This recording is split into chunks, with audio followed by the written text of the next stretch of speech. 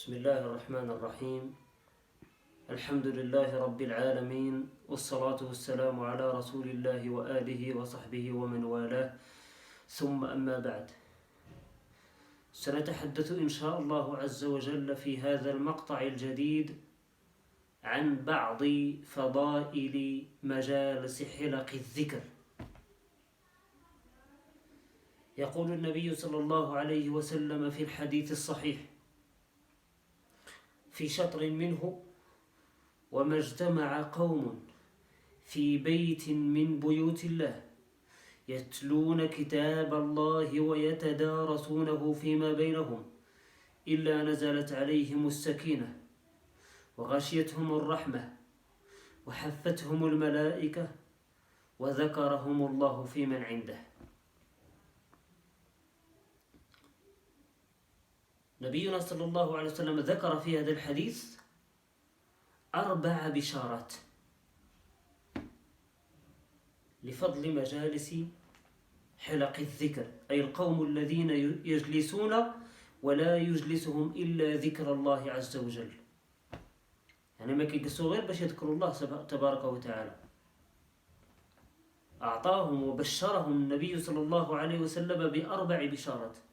البشارة الأولى: إلا نزلت عليهم السكينة من الله تبارك وتعالى.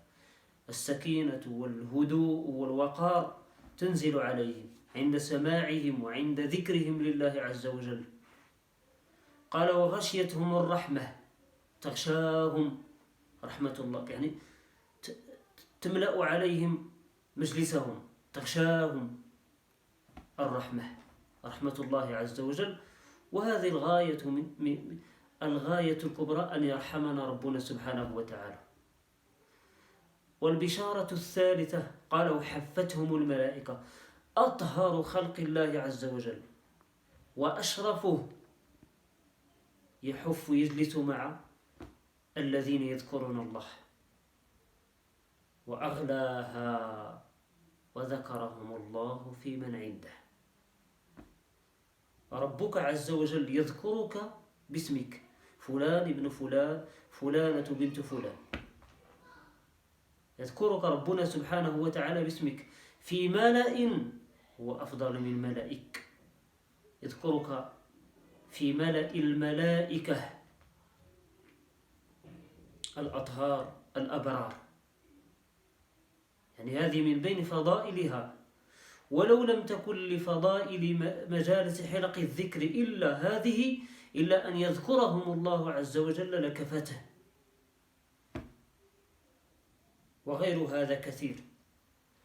نذكر هذا لأن بعض الناس عندما يسمعون بعض الدعاة وبعض الوعاظ في المساجد، يعني كيكون شي فقيه كيدير شي درس في المسجد، هو كيخرج على برا، يعني كيكون جاي من دارو للمسجد وكيسمع كيسمع شي واحد شي فقيه كيدير الدرس، ما كيدخلش هو كاع للجامع، كيبقى خارج المسجد حتى يسمع الناس كيقيموا الصلاة ونوض كيجري، وكأنه في غنى عن هذا كله، في غنى عن رحمة الله وعن ذكر الله عز وجل، وعلى أن يذكره ربنا سبحانه وتعالى عنده. نقول لهذا: هل تعلم أن ربنا سبحانه وتعالى يرحم رجلا ليس من الذين يجلسون، الذين جلسوا لذكر الله عز وجل فقط، وجلس معهم، شملته رحمة الله عز وجل ومغفرته. وذلك ما جاء في الحديث: عندما تأتي الملائكة، تجي الملائكة فكيصعدوا لسيد ربي، كيسولهم عن أحوالهم، عن الله عز وجل، عن ماذا يطلبون، عن ماذا مما يستعيذون، فيقول لهم في آخر هذا الحوار، يقول لهم: أشهدكم يا ملائكتي أني قد غفرت لهم. أشهدكم، هذه شهادة، يشهد ربنا سبحانه وتعالى ملائكته على أنه غفر لخلقه.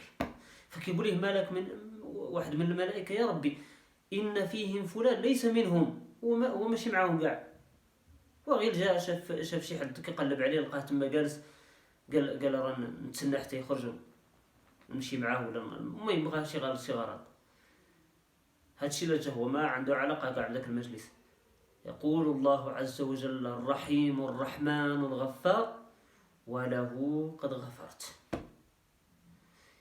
فما بالك هذا اللي جا هو ماشي كاع ما عنده غرض بداك الشيء وغفر له ربنا سبحانه وتعالى، وانت اللي كتجي من دارك وتلقى المجلس، تلقى شي واحد كيدير الدرس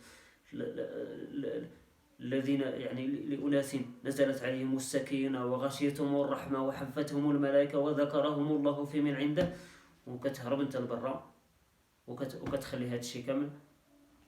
يعني باغي على الإنسان الفاطن الحاذق الذي يرجو الله عز وجل والدار الآخرة أن يسارع بكل موطن يمكنه أن يستجلب منها حسنة أو منه حسنة يتقرب بها إلى ربه عز وجل فليفعل، فليسارع. ربنا سبحانه وتعالى قال: سارعوا إلى مغفرة، وقال: سابقوا إلى مغفرة من ربكم وجنة عرضها كعرض السماء والأرض.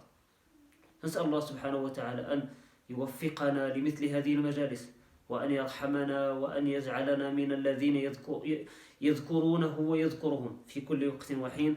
آمين آمين، والحمد لله رب العالمين.